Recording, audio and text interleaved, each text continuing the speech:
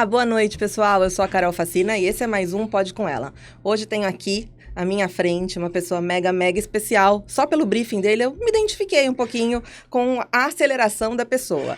Com a gente, Michael Montemor, empreendedor, psicanalista, jornalista, comunicador, o que mais, Michael? Vai contando que aqui a gente vai falar sobre as 1001 funções que você tem e exerce muito bem. Tudo para pagar boletos, esse é o que surgiu eu faço. Você faz. Exatamente. Na verdade, até acho que o que deu grande visibilidade nos últimos tempos, por conta da rede social, não foi nem a minha atuação na comunicação há quase 20 anos. Foi quando comecei a fazer parte de um laboratório de pesquisa de política, comportamento e mídia da Fundação São Paulo, na PUC, dirigido pelo Luiz Felipe Pondé. Então, é um professor que tem um pouquinho de conteúdo, sabe? É pouquinho. Tem bem pouco, assim.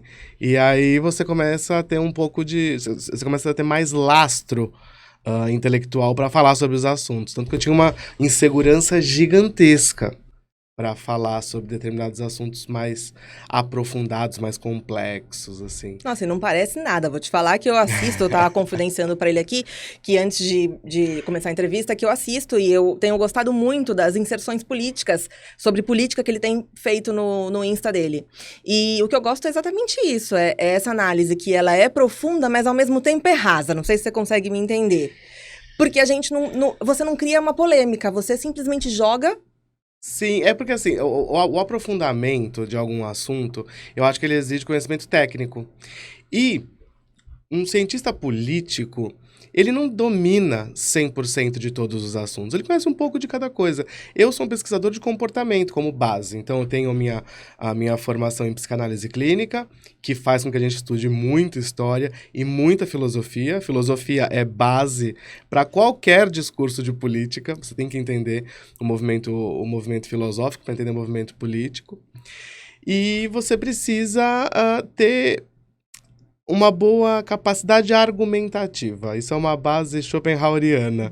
Você precisa entender com quem você está conversando para você entender o que cabe. E nem sempre as pessoas precisam saber de alguma informação muito técnica. Até porque você conseguir entender com quem você está conversando num universo de 70 mil seguidores, só seguidores, sem falar os outros que estão ali passeando, Sim. né?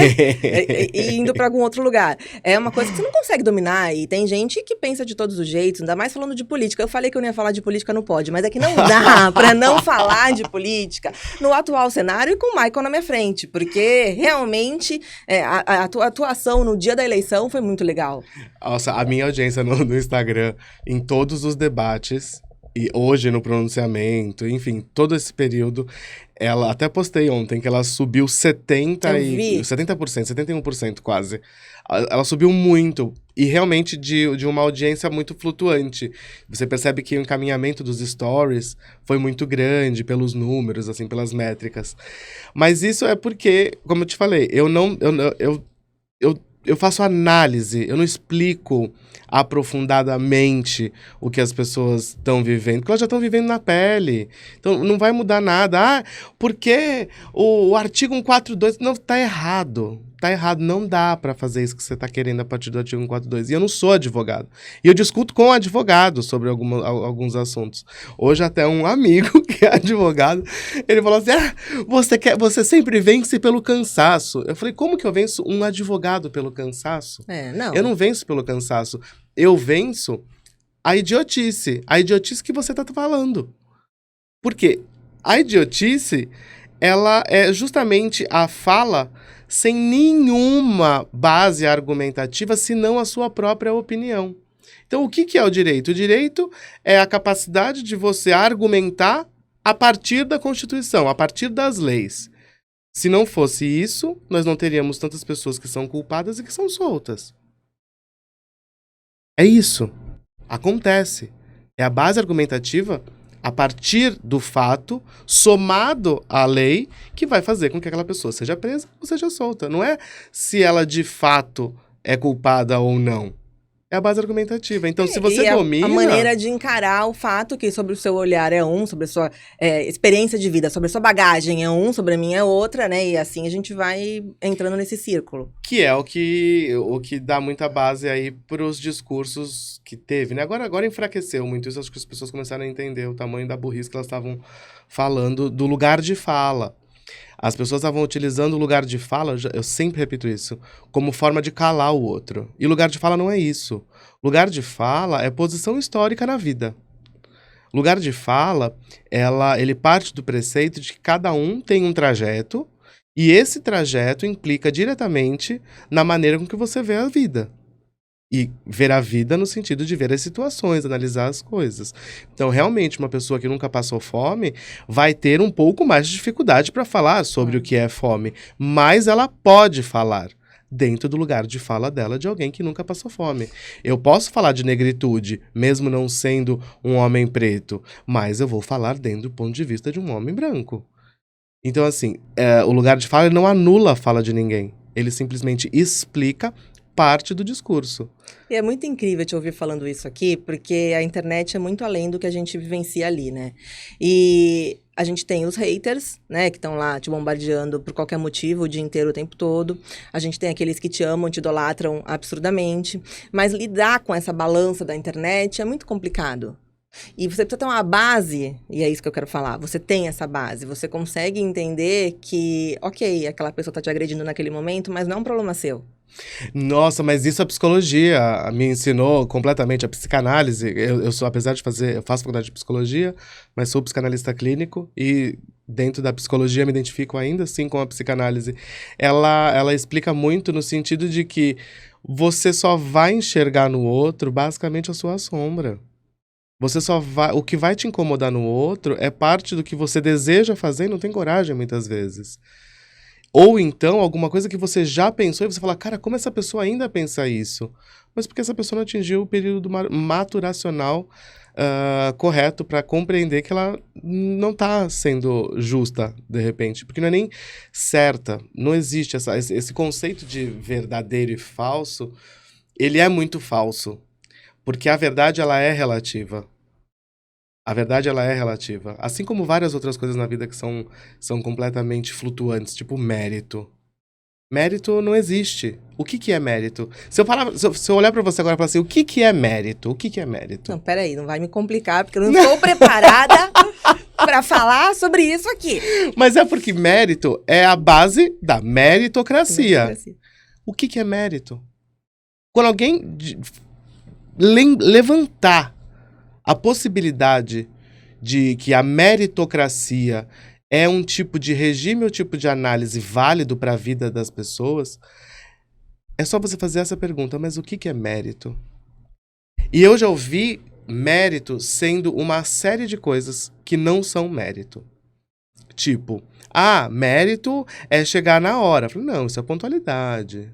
E o que é mérito? O mérito, ele não tem esse sentido. Não é palpável. Não é palpável. Ele é flutuante, ele é líquido. O que pode ser mérito para mim, pode não ser mérito para você. Para mim, chegar na hora é só uma obrigação. Para uma pessoa que mora aqui, pensando na nossa região, na área continental, num dia de chuva, chegar aqui, na hora, ela tem muito mais mérito que eu que moro a 2 quadras. Então, o mérito, assim como a verdade, ela é relativa. Ela é relativa à situação. E tudo na vida é relativo. Tudo na vida é relativo, principalmente na política, porque as pessoas compram essa coisa da camisa do partido X ou do partido Y e enfrentam tudo e todos a qualquer preço porque estão comprando uma verdade que muitas vezes nem é a delas. Geralmente não é. Se você olhar o lugar social das pessoas, elas não se reconhecem dentro do lugar social que elas exercem. Outro dia saiu uma reportagem que falava que uma pessoa, para ser considerada rica no Brasil, ela tinha que ter uma renda mensal de R$63 mil para ela ser considerada rica. Então você imagina que um casal tem que ganhar 126 mil, tá? 126 mil, a gente está falando de 1,5 milhão por ano de renda líquida, basicamente. Quem ganha isso? Será que todas essas pessoas que se colocam nesse lugar de riqueza ganham? R$ 126 mil por mês para poder viver as suas vidas? Ou será que elas simulam uma vida baseada em financiamento de carro, de apartamento e de endividamento e cartão de crédito para parecer que ganham R$ 126 mil? E na verdade elas ganham 1/3 disso. Então, quando você não tem noção do seu lugar social no mundo, você realmente não reconhece que você sendo classe média, você não está próximo de andar de jatinho. Você está mais próximo de andar de ônibus. E aí você começa a defender que as pessoas que andam de jatinho não têm que pagar imposto de jatinho, mas você, enquanto classe média, não anda de jatinho e está pagando o imposto para dele. eles andarem de jatinho. Entende? E se um dia você precisar andar de ônibus, você vai ter uma condição de tráfego urbano completamente depreciada. Então, a falta de conhecimento social adoece todo e qualquer debate, todo e qualquer diálogo. E aí, quando você traz isso para essas discussões de rede social, ou até mesmo, como eu falei, que eu discuto várias vezes com vários advogados, e você traz esse tipo de assunto, não é que eu tenha conhecimento de direito, mas eu tenho conhecimento de vida, eu tenho conhecimento de olhar humano. E quando você consegue colocar o olhar humano no cotidiano, isso já basta. Não, mas o direito, ele é 80% conhecimento de vida. Eu vou te dizer que eu sou advogada. Sim. E a minha segunda faculdade foi o direito. Eu cheguei numa classe onde só tinham crianças, adolescentes, jovens de 17 anos e eu tinha meus 34. Eu era um OVNI ali, totalmente tentando me enturmar. E a facilidade que eles tinham em absorver a matéria era a dificuldade que eles tinham de maturar a informação, que eu tirava de letra. Que é muito mais difícil. Que é muito mais difícil. Na psicologia também. Também, olha aí. Querida, chegar numa classe com adolescentes, eu fiquei olhando e falei, meu Deus do céu. É. A gente se sente meio fora do lugar, né? Porque a sociedade pregou a vida inteira que a sala de estudo é para aquela pessoa que acabou de sair da escola, para o jovem que tá ali. E, assim, você é jornalista? Sim. Eu também. Eu acredito na comunicação como base de tudo. Para mim, comunicação é a vida. Todo mundo tinha que saber um pouquinho de ciências humanas, né? De ciências humanas para entender como ela tem que passar e se colocar nos lugares. E eu sempre tive o direito como a segunda faculdade que eu gostaria de fazer, porque eu acho que era um complemento do caminho que eu faria e que eu fiz, né? E eu buscava ali entre aqueles jovens entendimento e eu sou amiga de todos eles. O meu sócio é da minha classe, meu sócio do escritório. Legal. E a gente conseguiu trilhar um caminho, mas com essa contribuição. Eles com a rapidez e a agilidade da idade e eu com a vivência. Porque pro direito é isso. Você conhecer a vida, você passar os perrengues da vida, te traz muita bagagem. Mas a mesma coisa na psicologia. É muito complicado você... Eu falei isso já algumas vezes. Você imagina você chegar num consultório com um psicólogo que tem metade da sua idade. Não tem técnica que consiga fazer com que ele compreenda algumas dores. Até porque a psicologia, a saúde mental, ela parte da formação se dá justamente pelas suas agonias. Quando uma pessoa ela se compromete a estudar psicologia, psicanálise, enfim, saúde mental no geral, ela está indo buscar uma solução para as agonias dela. É sempre isso. Você está tentando se tratar. Eu li uma coisa muito legal hoje, falando que a sessão de um psicólogo, ela tá ali não para te deixar ou para te fazer vivenciar uma felicidade plena e total, mas para te dar suporte para que você tenha a maturidade suficiente para enfrentar a dificuldade que a vida te coloca. Exato, porque a função da terapia é te ajudar a compreender a sua angústia. Vida é angústia. Vida é angústia. Esse é um dos preceitos da própria psicanálise. A vida é uma grande angústia. E aí você precisa saber lidar com essa angústia. Por quê? Se você cair no conto de uma psicologia nova aí que surgiu, que foi inclusive certificada, que é a psicologia positiva, de que, o pensamento positivo, as palavras tóxicas. Se você pensar muito positivamente e pular de um prédio, você não vai criar asas. Você vai morrer. Você vai morrer. É fato. Então não tem pensamento positivo que modifique de fato algumas situações.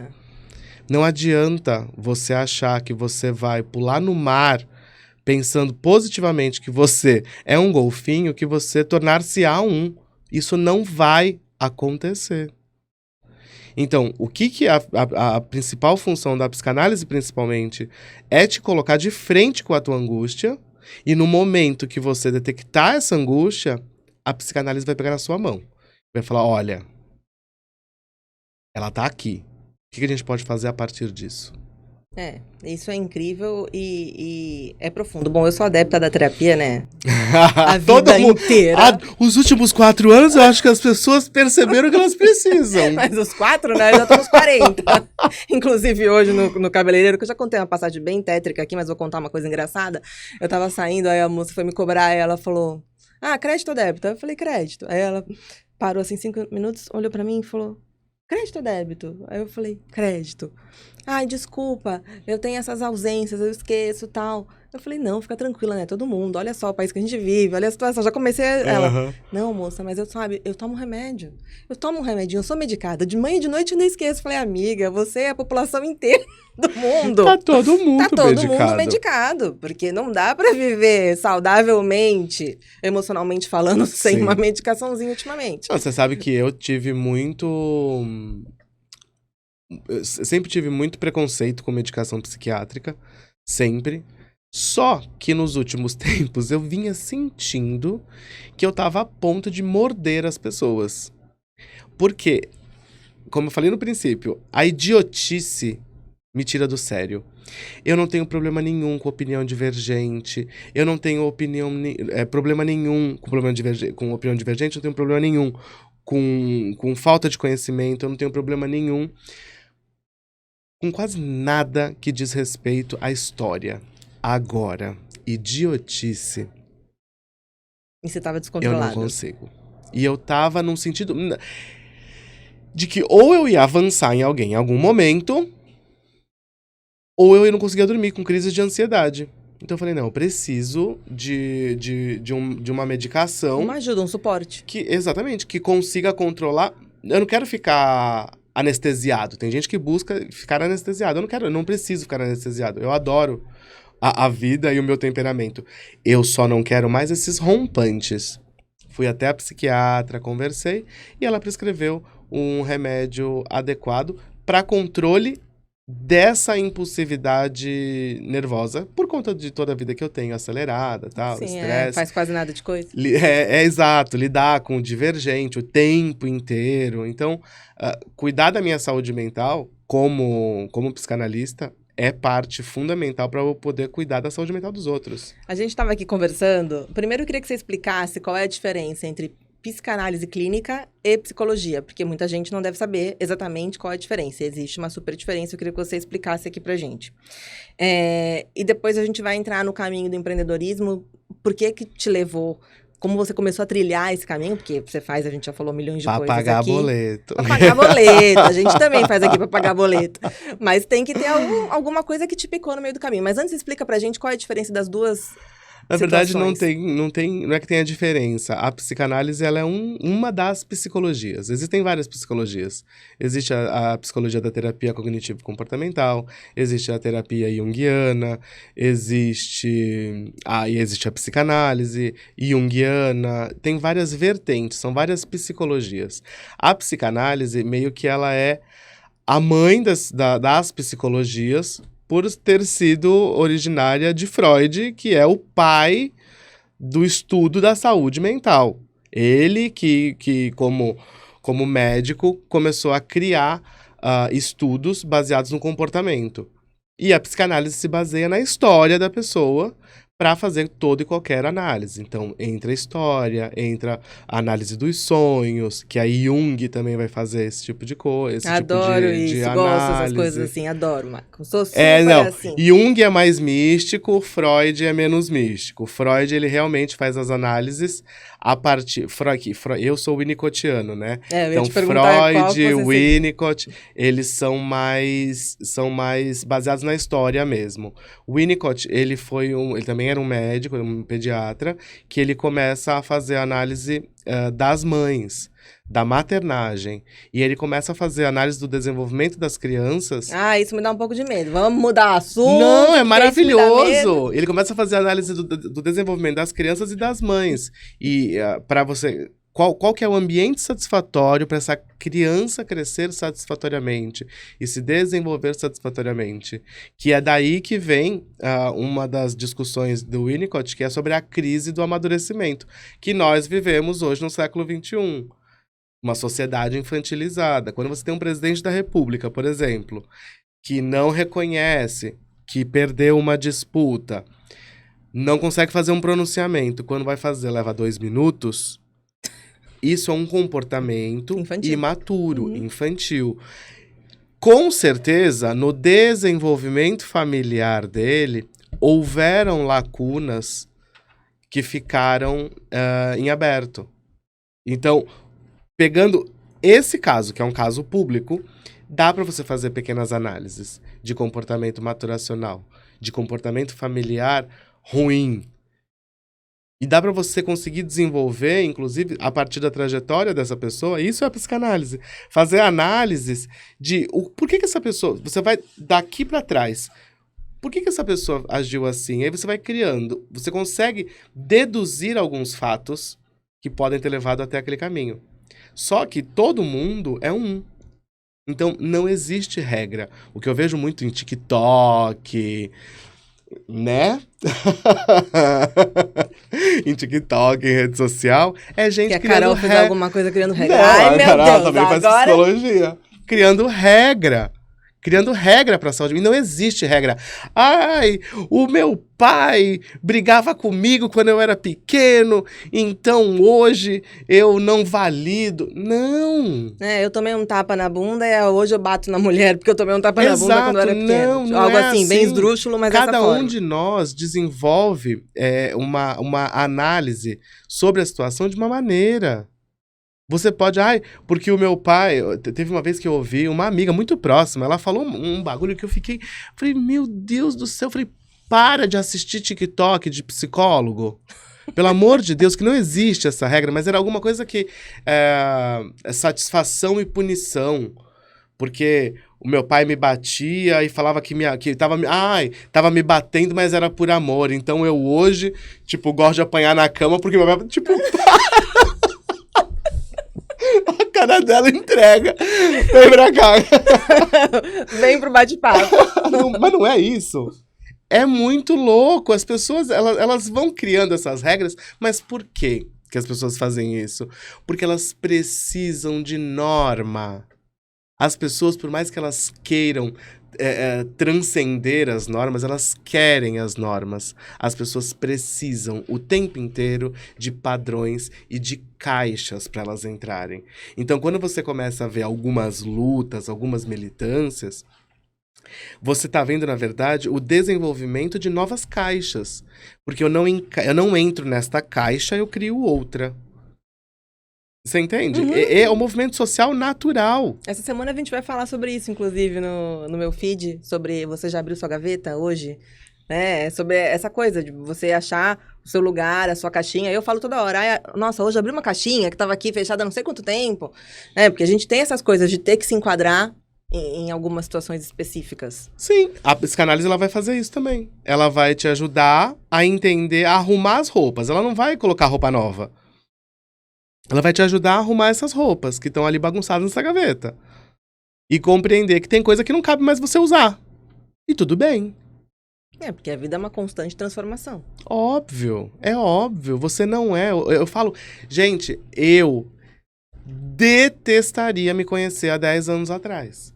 Eu fico vendo hoje as pessoas com as quais eu convivia há 10 anos atrás.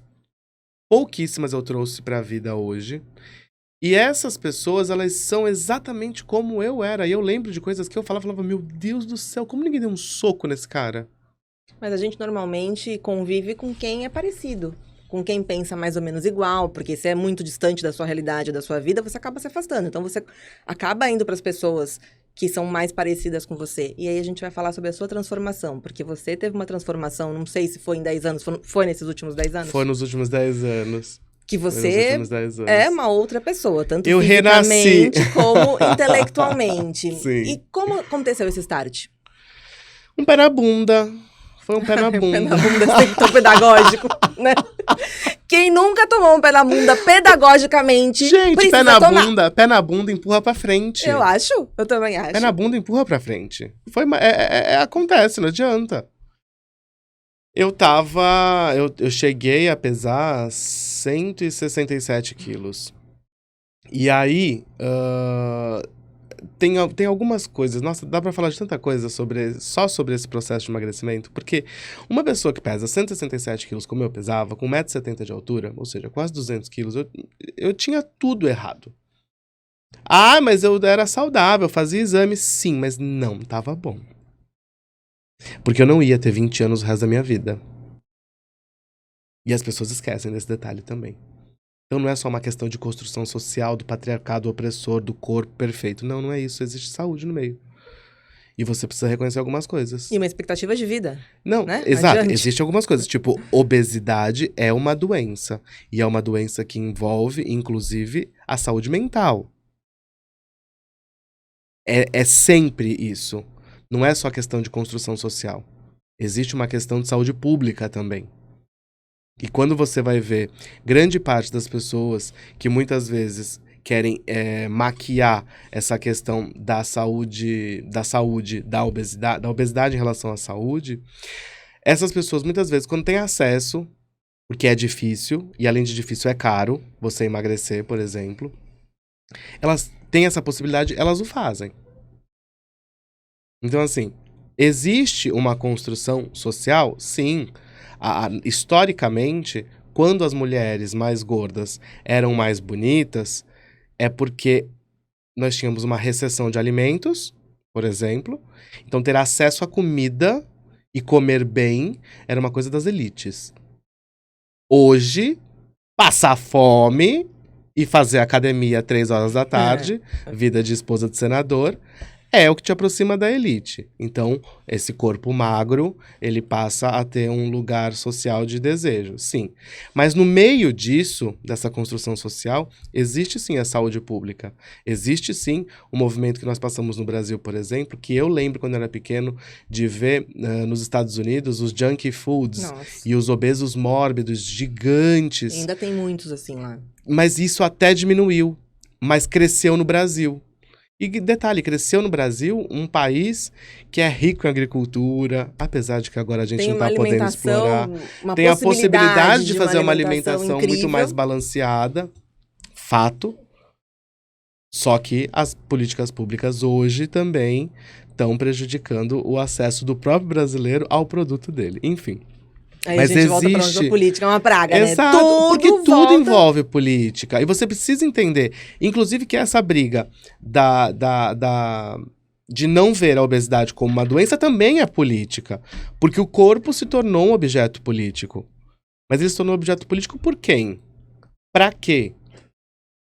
Entende? E aí outro dia eu falei em relação a isso num grupo de pesquisa sobre o movimento negro, que nós estamos lendo um livro chamado A Luta das Massas, do Douglas Murray, e eu não gostei de um capítulo que ele fala sobre raça. E me perguntaram, mas por que você não gostou? Eu falei, porque eu acho que ele simplifica demais o debate. Eu acho que ele resume muito, é mimimi. Eu falei, ele coloca no livro o debate sobre a questão de raça de forma tão simplificada que dá mais pé para um discurso pobre, um discurso empobrecido. Então, o primeiro passo para qualquer coisa é você reconhecer. Então, você precisa reconhecer que as pessoas têm diferenças raciais, sim. Aí eu falei assim, porque... falaram assim, mas o tom de pele não interfere em nada, nós temos que ver o caráter. Eu falei, mas quando uma pessoa chega num ambiente, o que chega primeiro é a pele dela. E eu tô falando como um homem branco. Um cara gay, como eu, apesar de ser gay, por ser branco, chego em qualquer lugar, só chego. Uma pessoa preta, não. Então, quando outras pessoas não reconhecem esse tipo de coisa e acham que essa discussão é mimizenta, elas empobrecem o debate. Então, não reconhecer tudo prejudica o debate. Eu não reconheço a obesidade como doença, Eu acho que é só construção social. Eu não reconheço o racismo, eu acho que é mimimi. Eu não reconheço a homofobia, porque eu acho que também não precisa se vestir assim. Eu não vou reconhecendo as coisas, eu vou empobrecendo o debate. Então, primeiro eu preciso incorporar a temática, compreender, desenvolver algum tipo de solução para o debate poder se desenrolar de maneira saudável. Senão sempre fica na retórica da militância. E aí, como já disse e registrou Hannah Arendt, a militância é burra, porque a militância dissolve a causa. Você tem uma causa muito séria que começa a ser debatida de forma empobrecida e ela vai ao invés dela ganhar corpo, ela vai pulverizando, ela vai se fragmentando e chega uma hora que você já não sabe mais pelo que você está lutando. Perde o objeto. Você perde. Então você precisa primeiro reconhecer. E a gente volta para a psicanálise. Eu preciso primeiro me reconhecer. E você se reconheceu obeso naquele momento? Não, exatamente. Eu me reconheci doente. Eu me reconheci doente. E eu estava muito doente. Não foi fácil. Foram 3 ou 4 anos porque eu não queria fazer a bariátrica. E também não estava como é hoje, né? Hoje simplificou muito a cirurgia bariátrica. 10 anos atrás não era como é hoje. O plano de saúde não cobria. E era uma cirurgia cara. Na época, 10 anos atrás, eu lembro que custava coisa de 30, 40 mil reais. É como se a gente estivesse falando hoje. Bem, se corrigir pela inflação vai dar não, nada. A gente chora. Mas a gente corrigiria. É como se hoje custasse 150 mil reais. Basicamente, pelo dólar. E você então emagreceu? E aí eu fui... Na dieta, no exercício físico? Foi na dieta. Na verdade, foi na dieta, exercício físico, mas eu fiz tratamento com a Clínica Seven, né? Não, tudo na bem. Altura. Mas a cirurgia não entrou Não entrou. No primeiro esquema. Não entrou a cirurgia, mas entrou um tratamento de alto padrão. Você entende? Eu tive acesso ao tratamento de alto padrão. Eu tive acesso a um suporte. E eu tive que ter muita vontade. Porque muita gente que tem acesso ao mesmo tratamento que eu tive, não dê tanto valor. Você! Eu já tô contando aqui, que eu já... Não dê tanto valor àquele sofrimento, porque é um sofrimento. Nossa, muito. E você também precisa reconhecer. É isso, é reconhecimento. Você precisa reconhecer, porque é sofrido. Eu tô gripado, né? Nesse momento, tô melhor hoje, mas ontem eu tava muito mal. A primeira coisa que eu recorro é uma comida que me dê prazer. Conforto. É conforto. É acolhimento, é. E você sabe o que a minha nutricionista falou? Tudo bem. É biologicamente normal. O seu corpo vai pedir mais caloria. O seu corpo vai pedir isso. Então, tudo bem. Então, o corpo pede de acordo com as nossas emoções e de acordo com o nosso estado biológico. Então, a gente precisa reconhecer o que tá errado. Quando eu faço supervisão, né? Clínica já. E eu tenho uma grande amiga que se tornou minha supervisora. E eu tava conversando com ela sobre emoção, comida e tal. E ela falou assim, sempre que você for comer alguma coisa... Porque é um problema pra mim. Pra mim também. Um problema pra mim. É um problema pra mim. Também. E não é por construção social. É porque eu vejo isso como problema. Eu me olho e não me gosto. Quer dizer, não me gostava. Hoje eu me gosto, eu me adoro, só não tenho nudes porque eu acho que eu tenho que respeitar os meus clientes. Ai, meu Deus. Mas, eu me reconheci, eu olhei, eu vi tudo, e ela falava assim, quando você for comer alguma coisa que você sabe que tá errado, você pensa, por que eu tô fazendo isso? Só. E essa única pergunta... Tem que te levar a uma resposta que resolva a questão. E me começou a me levar, eu comecei a entender. Eu podia continuar comendo. Mas eu parava, eu olhava. Falava, por que eu tô comendo? Por que eu preciso comer, 1 quilo de pão de queijo? Ai, a gente pode aqui. Aqui no Pode, a gente pode comer o pão de queijo. Não, e eu adoro. Patrocinador vai ganhar, você vai ganhar. Eu vou ganhar. Na sua casa. Eu bem adoro. Quentinho da Pães do Vale. Eu posso fazer uma travessinha de pão de queijo e comer uma travessinha de pão de queijo, mas por que eu vou fazer 10 quilos de pão de queijo? E eu sou uma pessoa que eu não tenho limites. Mas assim, quem tem problema com a balança, Michael, 0 limites, né? Vamos combinar Outro dia eu fui no cinema. E eu queria comer delicado. A bala mais vagabunda que existe. Aquela bala que é açúcar Que puro gruda no aquilo. dente, que é um inferno. Custa R$2 o saquinho. Nossa, eu falo alto, deve tá estourando o áudio de todo mundo. E eu queria comer delicado. Aí eu fui na Americanas ali do Miramar. Não tinha o saquinho pequeno. Falei, ai, que droga, eu queria tanto comer, não sei o quê. Tipo, vou ter que fazer um sacrifício grande. Mas tem o saco de 1 quilo. Vamos abraçar, que é o que tem pra hoje. Eu juro por Deus, eu comprei o saco de 1 quilo, eu falei, eu vou comer só um pouquinho. Eu tive que pegar o saco de 1 quilo e levar pra casa da minha mãe depois de ter comido metade. Não, pelo menos ficou ali na metade. Nossa, no mas 500 gramas. sabe assim? Eu olhei e falei, se eu ficar com isso do meu lado, eu vou comer tudo. Quantos quilos você emagreceu ao total? Nossa, foram 90. Meu Deus, uma pessoa. Foi, porque na verdade... Eu emagreci. É que, gente, eu falo demais. Eu não Não, é que a gente tem muito assunto. Eu vou e volto, muito vou e assunto. volto, vou e volto. Eu emagreci 92 quilos. Cheguei a emagrecer 92 quilos. Mas eu achei que tava horrível também. Muito magro. Muito magro.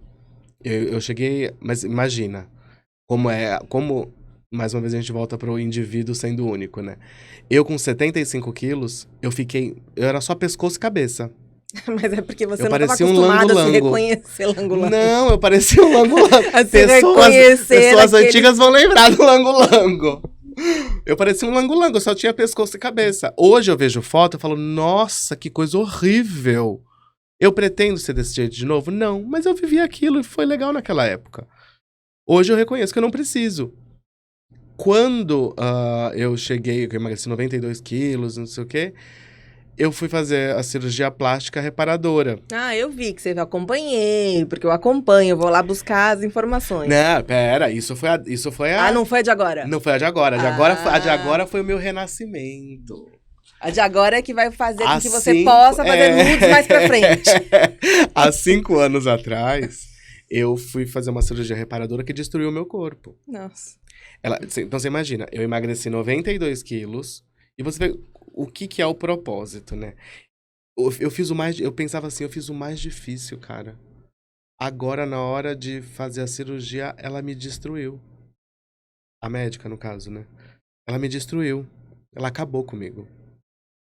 Não tinha treino, não tinha dieta, não tinha nada que eu pudesse fazer que fosse mudar aquele corpo que ela tinha criado no bisturi. E aí eu entrei num processo depressivo, assim, depois da cirurgia eu fiquei 30 dias que eu levantava da cama, me olhava no espelho e chorava, quando eu tirei a cinta. De cinta eu tava bem. Quando eu tirei a cinta, que eu vi que aquilo que ia ficar mesmo, depois de 3 meses, eu falei, eu não quero. E não podia fazer nada. É, isso que eu ia te perguntar. O que A você cirurgia fez? foi tão estragada, estragou tanto, que eu não podia fazer nada. Aí ali eu comecei a entrar no processo Mas o que foi? A depressivo. abdominoplastia que você fez? Foi uma abdominoplastia, ginecomastia. Foram algumas intervenções. Porque, assim, no meio do processo do emagrecimento, eu fiz uma cirurgia reparadora, porque eu tava com barriga de avental. Então ela tirou, você imagina, né? 167 quilos, eu era muita da largura coisa. dessa mesa, assim, sentado. Era bem grande. E ela tirou a barriga de avental, tirou algumas coisas. E aí, quando terminou o processo de emagrecimento, eu fui fazer a finalizadora. E não finalizou nada. Me deformou. Eu entrei no processo depressivo. Porque Com total razão. eu fiz o mais difícil, cara. Eu emagreci 92 quilos na raça.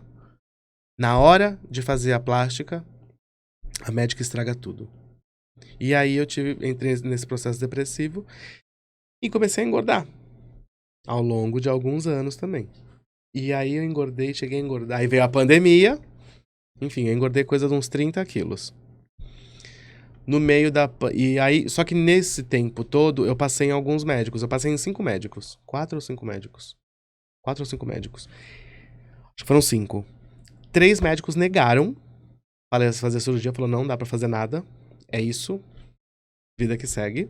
Aceita e vai. Aceita e vai. Um médico falou que faria parcialmente. Eu falei que parcialmente eu ficava do jeito que tava. E um médico, que foi o Dr. Josué Montedônio, Falou, vamos. ele olhou... Não, vamos não, foi muito engraçado, porque eu lembro que o Josué, ele olhou, ele falou, eu não sei o que fazer. É tão animador quando a gente vai Não, no mas médico. ele foi muito sincero, eu não sei o que fazer, mas espera aí. Aí ele chamou, isso tem muitos anos, gente, O José tá com 42, agora ele devia ter 32, Enfim, aí ele foi e chamou o doutor Isaú. Doutor Isaú... O doutor Isaú já chegou xingando. Ele nem sabia quem é que tinha me operado, mas ele já chegou falando um monte. Ele só quer... Como se eu não existisse. Foi muito engraçado. Como se eu não existisse. Ele estava discutindo realmente o caso clínico com o Josué. Tem que fazer isso, tem que fazer aquilo. Aí falou, ó, fique tranquilo. Engorde um pouco. O melhor conselho, Porque fala. isso vai dar... Isso dá pra corrigir. Não vai ser fácil, mas dá pra corrigir. E aí passou. Passou aí... Foi o que eu falei. A cirurgia deve ter 10 anos. Deve ter uns 5 entre... Uma e outra. Entre uma e outra. Mas você fez E agora aí a outra. agora eu passei... Aí veio a pandemia, engordei e tal. Nananana. Ah, você engordou na pandemia? Não, também Não na acredito. pandemia. Não acredito. Engordei antes, depois com a Mas eu não pandemia. acredito. Pelo amor de Deus, você não ficou no grelhado com salada? Não. Ah, não. Inacreditável. E o pior é que eu tentava. Eu engordei Aquela 20 na maldição de ficar 20. fazendo treino em casa, hit, Não, você tentou Tabata. Ai, que ódio que eu tenho de Não. ouvir a musiquinha da Tabata no Spotify. Gente, porque é um... Aquilo é insuportável. Enfim, aí eu engordei e comecei, no meio da pandemia, eu comecei a me preocupar. Eu falei, cara, eu vou voltar? Eu vou voltar porque eu era... Ainda tava com 60 e poucos quilos de lambuja. de lambuja, mas eu já tava com... Pô, mas 30 é muito, né? Pensa, Com a gente fala 30 quilos, é muito quilo. Eu tava... Não, foi 30 quilos, eu cheguei em 75, tava com 115, foi 40. Nossa, foi 40 quilos. É muito quilo. Cheguei em 115. Foi 115 quilos, foi meu ápice. Eu falei, opa! E aí não podia fazer mais nada, não conseguia correr, não conseguia treinar, porque falta disposição, falta fôlego, falta resistência, falta joelho, falta cotovelo. Falta vontade. Não, mas o corpo não permite, você tem limitações. Não tem, mas também falta vontade, porque você tá tão cansada no geral que falta vontade de startar E qualquer outra coisa. coisa, né? Era o que eu falava. O que ia adiantar eu treinar se meu corpo ia continuar deformado? Mas mesmo assim eu falei, bom, para o bem da minha saúde, uma vez que eu já tô começando a ter problema no joelho, não consigo me locomover, eu tô começando a voltar a ter apneia. Porque não é só a gordura. A gordura ela vai carregando outras coisas. Então eu não conseguia dormir, não conseguia me locomover direito. Eu já tava começando a ter a cara com acne de novo. Eu falei, não, eu sou um cara vaidoso. Falei, eu não quero isso. Aí comecei a fazer boxe. Aí comecei a fazer uma dieta mais ou menos assim, até que encontrei com o Josué, falei, bom, vamos fazer a cirurgia plástica? Ele, vamos. Aí foi. Cara, dá vontade de falar um palavrão. Fala, assim, que é assim. Fica à vontade. quando eu fiz a cirurgia, a minha vida mudou. A minha vida mudou. Virou a chavinha. Virou a chavinha de novo. Porque voltou a ter propósito. Voltou a ter motivo. Não, e você tá Eu sempre fazer- bem arrumado, você tá sempre... todo lugar que eu vejo, eu acompanho, você tá sempre com uma roupa diferente, porque eu tenho um marido muito vaidoso e tenho um marido que fez bariátrica. Então, eu entendo exatamente o que você tá falando aqui. Eu vivenciei esse processo com ele. E meu marido é assim, super vaidoso. Muito mais do que eu. Sim. Muito mais do que eu, assim. Jura? Mas muito mais do que eu. Então, eu via o sofrimento que ele carregava pela gordura. E pelas impossibilidades que a gordura traz pra vida. Né? E esse renascimento é muito lindo de Porque ver. não é só estético, mas é tudo uma questão de propósito. Tem momentos na sua vida que simplesmente você não quer. E tudo bem. Tem pessoas que... É muito engraçado, tem gente que se incomoda pelo outro. Tipo, cara, mas a pessoa tá com a saúde prejudicada. Mas a saúde Ela é escolheu. dela. Deixa ela viver daquele jeito. Se algum dia ela te pedir ajuda, aí você interfere. Caso contrário, o livre-arbítrio está dado, está posto. Não queira encaixar ninguém dentro dos seus Mas é padrões. complicado, a gente tem essa mania de querer dar um pitaco quando não é chamado, de fazer uma colocação que não foi pedida. Né? Principalmente quando a pessoa, ai, nossa, coitada, né, que gorda ali. Coitada por quê? Não, mas eu já escutei cada coisa. Mas coitada por quê? Não, é gorda. Você sabe se ela é feliz gorda? Exato, tem gente que é muito mais feliz Gorda do que anoréxica. do que a magra anoréxica. Gente. Então, eu ando... Olha, eu acho que eu tô precisando do mesmo remedinho que você. Mas essa questão de você querer... Isso é construção social. Quando você olha para o mundo e você acha que todo mundo tem que ter o mesmo padrão, isso é interferência de construção social. Entende? Porque não tá levando nada em conta.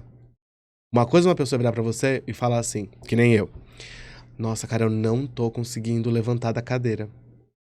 Porque o meu joelho, por conta dessas oscilações de peso, eu desenvolvi condromalácia e lesão nos meniscos, nos 2 joelhos. Então, tipo, o meu peso altera, eu não consigo levantar. Dói pra cacete, assim, não dá. E aí, uma coisa é virar pra... Você abriu uma portinha pra eu entrar. Nossa, eu tô com muita dor no joelho. Aí a pessoa fala, mas você já foi no ortopedista? Já, tal, não sei o quê. Ah, ele falou que eu preciso emagrecer um pouco. Ah, mas você quer? É isso. Mas você quer? É respeitar o espaço Sabe do assim? outro. A primeira pergunta que você tem que fazer pra qualquer tipo de dúvida é tipo, o quanto você quer isso? E outra, por que que você quer isso? Por você, pelo outro, pra entrar em alguma caixinha. Pra entrar em caixinha não vale a pena. Nenhuma. Mas, voltando à cirurgia plástica. É um papo tão flexível que ele vai, ele volta, ele vai. Eu fiz a cirurgia e aí... Cara, na primeira semana, eu vejo a foto agora, eu entendo porque que as pessoas ficavam, tipo, olhando pra minha cara. Tipo, ele é louco. Eu uma semana, tirei a cinta, que eu olhava e falei, gente, eu tô muito maravilhoso. Isso é porque tão eu não tava mais com o peito torto, não tava mais com a cicatriz gigantesca na barriga. E você achar bonito, independente de como seja, é tão maravilhoso. E aí não, juro, eu entendo que eu fui uma vez na dermatologista e estavam todas as meninas, ai, como é que faz cirurgia, não sei o quê. Eu falei, ai, tá demais, olha. Eu tirei a cinta, porque eu ia fazer um procedimento. Ah, elas, ficou bom, tal, não sei o quê. Mas nada de surpresa. E pra mim, aquilo tinha sido tão incrível. Mas aí hoje eu olho a foto e falo, porra, Michael, realmente, né? Tava inchado pra cacete. Tava muito, exatamente. Não dá pra ver nada. E eu tenho as fotos de semana a semana. E aí, quando deu um mês e meio, 2 meses do pós-operatório, que eu comecei a ver o meu corpo, e aí eu fui no médico e falei, Josué, como assim eu tenho oblíquo, o desenho do oblíquo? Ele, você tem. Eu falei, você fez isso? Eu fiz lipo HD e não tô sabendo? Ele falou, não, você fez lipo. Existe hoje a lipo feita com qualidade. Ela não precisa ser HD, é uma lipo com qualidade. Mas você fez lipo. Não tem nada no seu corpo que eu tenha feito. O que eu fiz foi tirar os excessos de gordura pra poder mexer na pele e só. Então você tem essa estrutura. Ela só tá à mostra agora. Isso é resultado do que você fez essa vida inteira. De treino e etc. E essa fala me acalentou demais, porque ela validou o que eu pensava. Eu falava, cara... Isso foi o quê? Foi mérito seu. Então, eu treino tanto... Porque eu tô guardando aqui as dicas. Tô aqui só na minha caixinha. Eu treinei a vida inteira tanto, fazia tanto abdominal, corria, fazia... E aquilo não vinha. Não vinha. Por isso que eu não faço. Mas não vinha porque a outra maluca tinha acabado com o meu corpo. Acabou. Eu tinha uma bola aqui. Uma bola aqui, uma bola nas costas. Jura? E aí, tanto que quando eu fui fazer, ele, Michael, o Josué, na avaliação, ele, Michael, você fala do que te incomoda na frente, mas... E atrás? E as costas? Falei, não, as costas tá boa, pra mim tá bom. Não vê, né? E aí passou. Quando foi fazer a cirurgia, ele fez o que tinha que fazer. E aí quando voltou, ele falou, você viu suas costas? Eu falei, o que você fez? Que, meu Deus do céu! Mas o que você tinha nas costas, afinal? Quando ela fez a cirurgia, ela deixou uma concentração de gordura nessa região e uma concentração na área lombar. Então, eu era assim. Eu tinha eu já tenho as costas largas. Normal. Só que tava com uma concentração de gordura. Sabe quando você lipa errado? Você tira muito de uma área, você não tira da outra. Porque deve ser extremamente cansativo, né? Fazer lipo, gente. Você ficar ali. É cansativo. Meu pai é plástico. Você Eu tô aqui imagina só no- o braço Eu já da vi pessoa. algumas cirurgias assim. A minha cirurgia agora durou 6 ou 7 horas. Você já viu? Já. Minha cirurgia foi enorme. Tipo, o médico passou o dia. Ele começou a cirurgia meio-dia, acabou às 7 da noite. Foi um bagulho, tipo, surreal. E você fez aqui em Santos? Fiz com o Dr. Josué no hospital do Dr. Isaú. Na clínica do Dr. Isaú. E aí, quando ele falou, você viu o seu quadro? Eu vi. E aí, aquilo eu olhei e falei, cara, isso sou eu. Aí passou 45 dias, mais ou menos 2 meses. Eu entrei em contato com a Seven e falei, eu quero voltar a fazer Seven. Eu quero voltar a fazer tratamento. Mas eu tenho algumas restrições e tal. Aí eu fui lá, o protocolo deles mudou também, se atualizou com o tempo, né? Eu fui na época da injeção. Não tem mais injeção, hoje é o Eu abandonei a pozinho, injeção, né? é o Amino 7, é uma dieta muito mais balanceada, muito mais enriquecida. Eu, por exemplo, não tenho fome. E não tem remédio, né? Não, já não tinha quando eu fiz. Só e tinha essa aí- injeção do... Que era o aminoácido, né? Que era o aminoácido, só que eu não injetava. E aí eu comecei a fazer o tratamento. E eu emagreci na Seven agora, em 2 meses. Bastante você emagreceu. Foram, acho que 2 meses, 3 meses. Foi, eu acho que 8 quilos, 8 ou 10 quilos. Só que qual que foi o grande porém? Que é o diferencial da Seven, né? Eu emagreci de 8 quilos, 6 de gordura. Então, o meu Você não perdeu músculo. o meu volume corporal, ele fez... Aí as pessoas me encontram e falam, o que aconteceu?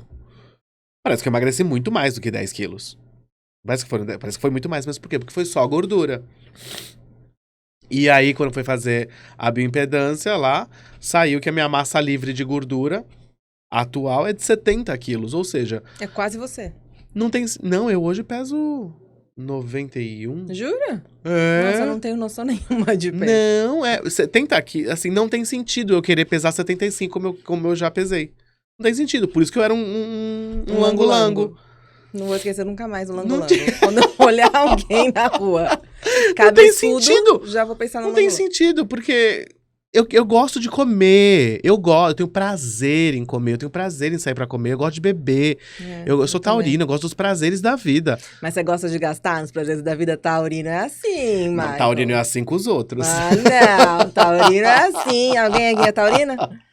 Não, taurino é assim quando é pros Assim, outros. Quando é pra comer pão de queijo. Pode comer pão de queijo, pode comer de queijo. Não, É. o meu sócio é taurino, o meu sócio é assim. Pros E falar, outros. não, pros outros, é nossa sociedade, como assim pros outros? Ele é assim. Eu sou uma pessoa que eu sou Pros outros, alguém que não é ele. alguém que não é ele. Então vou falar isso pra ele, então. Entendeu? Porque ele só é assim porque não é pra ele.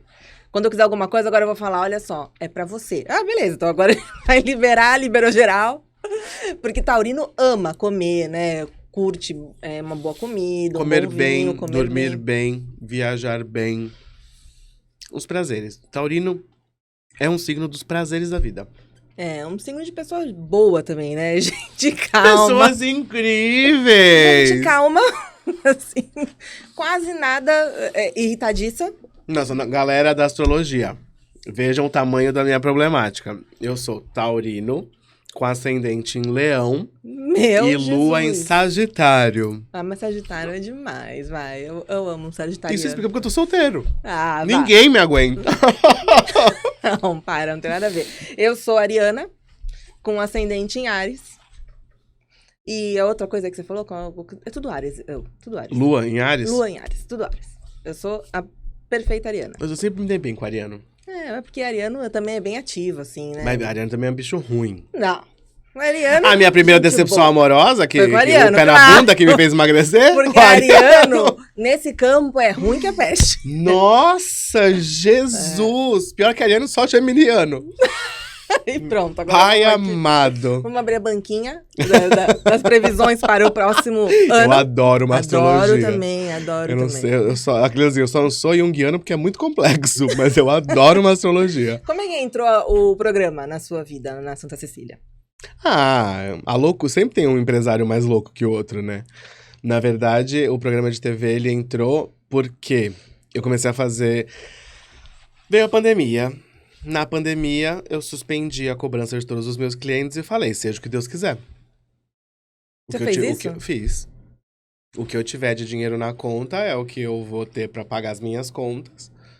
E eu não acho justo eu cobrar pra fazer publicidade numa revista num período em que está tudo fechado. Não tem sentido. Independente se os clientes têm dinheiro ou não. Eu não acho justo. Eu não posso não fazer o que eu acredito. Porque é fácil falar, né? É. Agir é muito mais Agir difícil. é muito mais difícil. E aí eu suspendi tudo e, tipo, seja o que Deus quiser. Deu uns 3 meses, 4 meses, os clientes falaram, mas por que a cobrança não tá vindo? Eu falei, porque eu suspendi, não tá tendo. Não, pode mandar as cobranças, não sei o Olha quê. como ser justo traz Sim, recompensas positivas. exatamente. E eu só trabalho hoje basicamente com os clientes que permaneceram da pandemia. E alguns novos, né, óbvio, mas com esses clientes que permaneceram, porque eu achava que não era justo, enfim. E quando eu me libertei dos clientes, como eu falei, por que não tem nude? Porque eu respeito o nome que eu desenvolvi, a empresa que eu criei há 20 anos atrás e a carteira de clientes que eu sou responsável. Então, como pessoa pública, eu acho que algumas coisas não cabem. E eu não quero ser assunto, entendeu? Eu não quero ser assunto senão pelo meu trabalho. Eu tô aqui basicamente pelo meu trabalho, seja ele com comunicação, Que é incrível com em todos os TV, sentidos. revista ou algum tipo de influência digital em rede social. Algum tipo não, pelo amor de Deus. Vamos deixar a modéstia de lado, porque é uma super influência na rede social, não é algum tipo. Mas E isso é mérito seu de novo. sim, mas aí é que tá, não é só meu. Porque pra eu conseguir ter Claro. tempo pra falar, tem gente Que para pra ouvir. que para pra ouvir e tem gente que paga pra eu falar. Que foi uma das coisas do programa de TV que me deram mais impulso. Teve um cliente que virou pra mim, foram... Parece que eles combinaram, acho que foram uns 2 ou 3. Acho que foram 3. Eles falaram assim, Michael, eu não concordo com tudo que você fala. Mas eu acho muito importante que alguém fale da maneira como você fala. Então eu vou estar com você nesse projeto. Incrível. Você Sabe entende? respeitar que... Não, porque eu não levanto bandeira, mas eu não passo pano. Eu passei uma eleição inteira sem defender ninguém. E não é difícil. Não, claro que não. É só você tirar a emoção de campo. É, porque a nossa cabeça está acima do coração. Então a gente precisa fazer Exato. essa, né? Vamos levar, vamos pensar, racionalizar e depois externar. E aí voltando, né? Quando eu tirei esses patrocinadores dessa cobrança, eu me permiti falar o que eu queria. Sem medo de desagradar. Isso no Instagram. No Instagram. Tava com tempo sobrando, nada pra fazer. Na casa da minha mãe, nada pra Perfect. fazer mesmo, né? Mesmo, né? Nada. Porque até um mingauzinho a mãe vai lá e faz. Exato. Né? Ai, meu E sem Deus, que delícia. sem nenhum tipo de compromisso financeiro com nenhum cliente. Eu vou falar. Eu vou falar assim, no sentido de fazer análise. E o Marcelinho Teixeira, isso foi crescendo na cidade. O Marcelinho Teixeira, que Então é isso é bem recente. Uhum. O diretor da Santa Cecília, tem 2 anos. Tá indo pro 3º agora. Me chamou e falou, Michael, por que você não fala o que você fala no Instagram, na TV? Eu falei, porque ninguém vai pagar por isso. Ele falou, não, mas não precisa pagar. O espaço é seu. Eu falei, não! Aí, porque aí vem o mesmo. É fácil ter desculpa pra negar as coisas. Claro que é. Quando a pessoa te dá. Você fala, e agora? E eu fiquei tipo, não sei, não quero, não posso. Não, você tem que vir. E aí eu falei, bom, eu vou levar a revista pra TV. O meu programa, ele é uma revista eletrônica. Ele é um semanal. Programa, exatamente, semanal. Todo domingo, meio-dia, na Santa Cecília da TV. E sempre tem um entrevistado. 1 ou 2. Depende. No começo nós fazíamos mais com 2 pessoas, porque a ideia era sempre ter algum tipo de divergência. Entende? E ter sempre representatividade nos assuntos. Não só o especialista, mas alguém que também que representasse o tópico a ser discutido. Ah, tá. Então tinha um foco, tinha um assunto pro programa definido. Sim. E aí, lá você e os convidados tocavam essa discussão. Isso, e aí eu propus esse tipo de programa, eles aceitaram, e aí eu fui conversar com os clientes, falei, ó, vai ter esse programa assim. É basicamente o que eu faço no Instagram, só que com convidados. O que vocês acham? Aí foi que vieram esses feedbacks extremamente positivos e o programa entrou no ar com todas as cotas vendidas. Melhor impossível. E assim, foi uma crescente. O primeiro ano não foi tanto sucesso quanto já foi no segundo. E agora, que a gente tá indo pro terceiro ano, já tá basicamente todo o programa vendido por conta da repercussão que foi nesse segundo ano. E você faz gravado isso? Ele é gravado, mas ele é gravado tipo aqui, numa tocada de ao vivo. Entendi. Não tem corte. Eu gravo ele... Tanto que eu gravo 4 programas num dia. Ah, mas é bom, porque assim, você fica liberado e tem o suporte do mês inteiro preenchido, a grade preenchida no mês inteiro. Às vezes, na verdade, eu gravo toda semana. Às vezes eu gravo 2 vezes por semana, o mês inteiro. Pra ter meses de programa gravado. Só que como são assuntos relativamente frios, eles se encaixam em todo momento. Tipo, eu tinha gravado sobre eleições com a Bianca Coimbra antes de começar as eleições. Não, ela já tinha tido, mas antes de começar as eleições. Então, assim... Você faz uma gaveta boa. E tava super atual, exato. Tava super atual. Então, e o programa se propõe a fazer o que eu faço em rede social. Só que o que eu falo, o personagem muda. Na rede social cabe algumas coisas que não cabem na TV. Na revista, não cabe nada do que cabe na rede social. Então... Engraçado, apesar de serem meios de comunicação que se interligam de alguma forma, tem essa distinção de caber uma coisa em um veículo e não caber na outra proposta. Nós somos a mesma pessoa, né? Mas a gente não come no restaurante como a gente come na praia. Eu acho que a gente precisa reconhecer isso. Metáfora. Não, é quando falaram de censura. Ah, porque a Jovem Pan foi censurada. Eu falei, não foi censurada, existem normas. Hoje, por exemplo, não existe mais a possibilidade de você veicular comercial de cigarro na televisão aberta. É uma norma. Você não pode colocar mulher pelada no comercial de cerveja. É uma norma. Isso não é censura, são normas. Você não pode falar mentira em TV aberta. Isso é uma norma. Isso é óbvio, na verdade, não deveria nem ter virado uma norma, porque é mais do que o óbvio. Isso é só uma norma, você tem que cumprir a norma. E aí eu até falei disso, eu falei, você pode estar em todos os lugares, mas cada lugar pede um tipo de comportamento. E é normal. Você é muito empreendedor, você vê, você falou, não, você é... O empreendedorismo tá ali, você começa a falar uma coisa, cria um novo produto, ou cria uma nova vertente. E sempre foi assim, Michael? Sempre. Eu sou filho Além dos boletos, isso sempre teve em você. Não, eu sou filho de comerciante, né? Meu pai é filho de feirante, teve peixaria, depois teve avícola, aí depois a vida foi desenrolando, ele acabou tendo joalheria, loja de decoração, relojoaria, enfim. Eu nasci atrás do balcão, cresci atrás do balcão. Sempre. Minha família inteira de empresários. Minha família inteira. Não tem nenhum que não seja empresário. Todos. Em todas as áreas, você pode imaginar. Então eu cresci com esses exemplos dentro de casa. E mesmo quando não era a minha casa, era a casa de algum tio, era o mesmo tipo de exemplo. Era o assunto. Exato. Então, eu sempre fiz as coisas acontecerem. Eu lembro que eu trabalhei no shopping.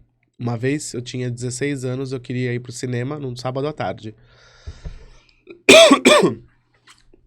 Eu queria ir no cinema e aí eu falei, pai, me dá 10 reais que eu quero ir no cinema. Ele me descascou que eu era um vagabundo, porque domingo à tarde, você já tem 16 anos, sábado à tarde, você tem 16 anos, você não tá fazendo nada, e você podia ficar na loja e não sei o quê. Mas ele acabou comigo num grau que eu saí da loja, eu peguei os 10 reais, eu saí da loja, fui até o shopping, consegui um emprego. Nunca vou me esquecer disso. Eu falei mas foi bem ligeiro, já saiu, já conseguiu um emprego? Falei com a Carla da Estil, que era uma amiga, que já trabalhava há anos, acho que até hoje na Estil. E ela não tinha vaga na Estil, mas ela me indicou para uma loja que tinha acabado de abrir. A estrutura, que acho que nem existe mais.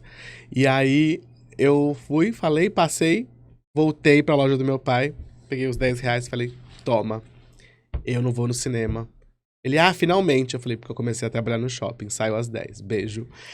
Como assim? Não vai trabalhar na minha loja? Vai trabalhar em outra loja? Como você vai trabalhar pros outros? E aí eu fui e comecei a trabalhar no shopping. E aí eu saí da estrutura depois de um tempo. Fui trabalhar numa loja de CDs e DVDs, na Opus, que nem existe mais. Gente, que memória afetiva boa essa agora. Sim. Eu amava o cheiro da Opus. Você entrava, tinha um cheirinho diferente. Sim, né? a Aqueles Opus, ela LPs, quando você ia abrindo assim os LPs, vinha aquele... A Opus, ela foi feita baseada na Virgin de Nova York, né? Então ela era uma loja super à frente, assim. E aí eu entrei também como extra de Natal na Opus e fiquei até que eu cheguei como encarregado de estoque, uma coisa assim, porque ela era muito grande, né? A loja da Floriano Peixoto. E aí eu voltei pro shopping a convite para trabalhar quando eu fiz 18 anos, porque nessa loja, na Swatch, que era do grupo Rolex, só podia trabalhar a partir dos 18 anos. Então eu fiz 18 anos, eu quis ir pra lá. Aí eu fui, e eu sempre fui o melhor vendedor de todos os lugares que eu passei. Mas com essa sua fala, a gente não duvida nada que você sempre foi o melhor, né? Não Eu teve... sempre fui o melhor vendedor. E é de verdade, assim. Só que eu sempre tive esse probleminha com humanidade. Eu lembro uma vez que eu tava na loja e chegou uma senhora com um neto muito mal educado. E era uma loja de gente rica, né? A Swatch, grupo Rolex. E ela com dinheiro contadinho ali pra comprar o relógio pro menino. E o menino mal educado, maltratando aquela avó e não sei o quê.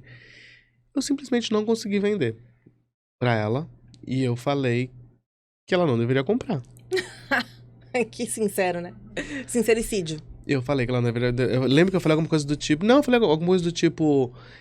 eu acho que ele não tá merecendo. Eu acho que ele tem que fazer por merecer mais, tal. Você tem que obedecer sua avó, hahaha. Minha vontade era... Nossa, sair gritando. Eu nem tava tomando remédio ainda, hein? E aí, eles foram embora e meu gerente viu isso. E veio me dar uma carcada, né? Eu falei, não se preocupa, eu vou continuar sendo... Não, mas não sei o que, não sei o que... Eu falei, não se preocupa que eu vou continuar sendo o melhor. Isso não vai me diminuir. E aí, no mesmo dia, entrou uma menina, uma mãe, e eu vendi... Eu lembro, nunca vou esquecer disso. Eu vendi 4 relógios iguais pra elas. Porque tinha... Mas pra colocar onde? Tinha um relógio da Swatch, que ele era fininho, era a linha thin, que eles chamavam. E a pulseira eram cordões de prata. Era o relógio mais caro que tinha na loja. Se deu bem, né? Eram cordões de prata. E ele era de fundo de madrepérola. Então tinha madrepérola azul, madrepérola rosa. Não foram 4, foram 3 relógios. Eram esses 3 fundos. E eu convenci de que ela tinha que ter um de cada cor. Claro, né? De acordo com o mood do Exato. dia. E eu lembro que era o relógio Tô mais blue. caro da loja. E ninguém vendia aquele relógio. Tava encalhado, tinha uma gaveta desse relógio. E aí eu vendi os 3 pra essa mesma menina. Bati minha meta do dia e tal. E aí eu chamei meu gerente. Eu falei assim, bom, pra você não me encher o saco, eu vou zerar essa gaveta desse relógio até o final do mês. Ele, duvido, se você fizer. Eu falei... Eu vou zerar. Aí tu virou especialista naquele relógio. Eu só vendi aquele relógio. Eu zerei. Ele era o mais caro. Ele era o mais caro. Você imagina, do faturamento... Nós éramos em 6 vendedores. Eu vendi mais do que os outros 5 juntos. E quem nasceu pra isso, Michael? Não tem o que falar. Agora, infelizmente, a gente tá chegando ao final, tem muito assunto aqui. Nossa, já? Já, infelizmente. Infelizmente, porque, olha, patrocinadores, a gente quer ficar mais, tá? A gente não quer ir embora. Pode mandar mais pão de queijo, a gente vai mandar. Mas eu quero que você deixe uma mensagem, depois que você acabar de comer o pão de queijo maravilhoso do Pães do Vale, sem pressa nenhuma. Falar também que o patrocínio do pod também é da The Box, theboxshop.com.br. É a empresa da apresentadora aqui. É uma empresa super maravilhosa de cosméticos que a gente tá lançando e vai lançar o site. Em breve você vai participar do lançamento do site. Vai. E aí também o @TheBoxShop com 2 P's no final no Insta. Mas vai estar tudo aqui embaixo, porque a Nina coloca tudo pra vocês aqui. Antes da gente se despedir e terminar e fazer o encerramento, eu queria que o Michael deixasse aqui uma mensagem. A vida dele é uma constante transformação. É o que eu acredito Na minha vida também, eu tô sempre mudando, eu sou uma metamorfose ambulante. É muito clichê, mas é muito verdade. A gente tá sempre mudando pra se adequar à vida que tá correndo. E eu queria que ele deixasse uma mensagem. Deixa aqui, falar pra todo mundo que tá vendo e ouvindo a gente. O que você pensa, o que você faria diferente, o que você não mudaria jamais e o que você pode deixar de mensagem. Cara, eu sou uma pessoa que eu não me arrependo de nada do que eu fiz. De nenhum erro, muito menos dos acertos. Eu não mudaria nada na minha vida. E eu acredito que... você reconhecer que você é, hoje, o melhor que você consegue, hoje, já é uma vitória. E que o que a gente carrega na nossa bagagem são os nossos desastres e não os nossos sucessos, facilita muito a vida. Nós somos resultado dos desastres. Porque a gente só sabe que a gente não pode colocar o dedinho na tomada porque em algum momento, quando a gente era criança, tomou um choque. Então é isso que você leva. Você não leva todas as vezes que você desviou de um carro pra não bater. Você leva quando você bateu. E aquilo te dá mais atenção. Então, viver com intensidade o agora é a melhor maneira de você conseguir viver o futuro. Não existe a coisa de você ficar projetando. Não existe. O futuro, ele tá no agora. O futuro, ele tá no agora. Eu falo isso bastante aqui. Não depende de você. A vida não depende de você. Agora. Faça agora, não espere. Eu falo isso todo episódio, porque eu carrego isso pra mim também. Não existe você ficar vivendo só para o futuro. O futuro, ele é o agora. O futuro, ele é o agora. O que eu tô fazendo agora vai gerar um reflexo direto no meu amanhã. Então, ou eu faço isso com toda a minha intensidade, vivo isso com toda a qualidade, me entrego completamente nessa ação, ou o meu amanhã não vai existir. Ou se ele existir, vai ser diferente de como ele poderia ser. Então, assim, para que não exista arrependimento, viva com intensidade todos os momentos. Para que o luto passe, o que nós, como psicólogos, falamos é que você precisa vivê-lo. Enquanto você velar e guardar o luto, e o luto se dá não só pela morte, Sim. É a morte de qualquer circunstância. A morte de um relacionamento, a morte de um trabalho, a morte de uma expectativa, a morte de um sonho. De um projeto. Seja lá o que for. Enquanto você não vive o luto, enquanto você não sofre a perda, você não consegue reconhecer que você não a tem. Então viva cada momento, inclusive os mais tristes. Eu queria agradecer demais o Maicon por ter topado estar aqui comigo. Obrigada a você. Ter pego na minha mão e falado, vamos lá, porque iniciar não é fácil. Eu espero, sinceramente, que tudo que a gente conversou aqui caiba em alguma caixinha que tá aí dentro da sua cabeça. E se não couber, faça a sua própria caixinha. Seja você sempre. Agradecer aos nossos patrocinadores mais uma vez, @pães.do.vale, @TheBoxShop com 2 P's, o Juicy Cash também, que é o nosso patrocinador, @Juicy Cash. E eu vejo vocês semana que vem. Um abração, obrigada pela audiência e pela companhia de vocês. Até lá.